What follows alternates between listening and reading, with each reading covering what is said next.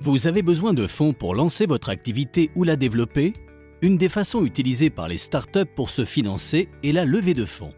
Mais comment procéder? Tout d'abord, il faut savoir qu'une levée de fonds dure environ 9 à 12 mois. Malgré son attractivité, c'est donc un processus long et chronophage qui empêche de se consacrer exclusivement à l'activité de votre société. Avant de contacter des investisseurs potentiels, il est indispensable de bien se préparer en listant tout d'abord ceux qui pourraient être pertinents: business angel, fonds d'amorçage ou capital risqueur. Il faut ensuite élaborer un dossier de présentation qui pourra être envoyé pour une première prise de contact, avec par exemple une présentation rapide de votre entreprise, le pitch et le business plan. Un investisseur intéressé par ces premières informations vous demandera des documents complémentaires et plus approfondis qu'il est judicieux d'avoir aussi préparés en amont. Lorsqu'un investisseur a montré de l'intérêt et que vous êtes parvenu à un accord préalable sur les grandes lignes de l'investissement, celui-ci va vérifier les informations que vous lui avez transmises, vous demander des compléments et procéder à ses propres recherches pour avoir une idée précise de la situation de votre entreprise et identifier les risques potentiels. Il arrive que les investisseurs mandatent des experts pour réaliser ce travail qu'on appelle la due diligence.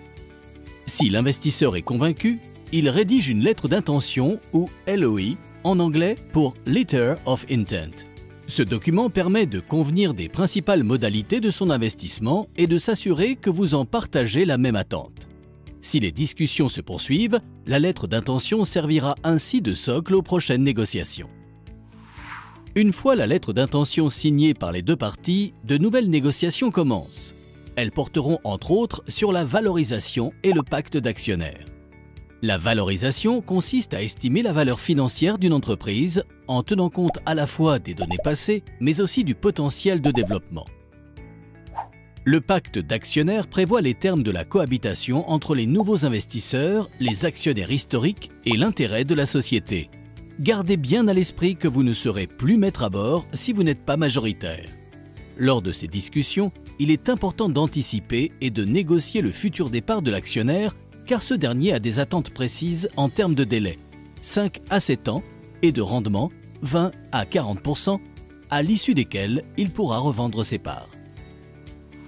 Enfin, lorsque les négociations sont finies, le pacte d'actionnaires est signé et l'investisseur acte son financement au cours d'une assemblée générale extraordinaire.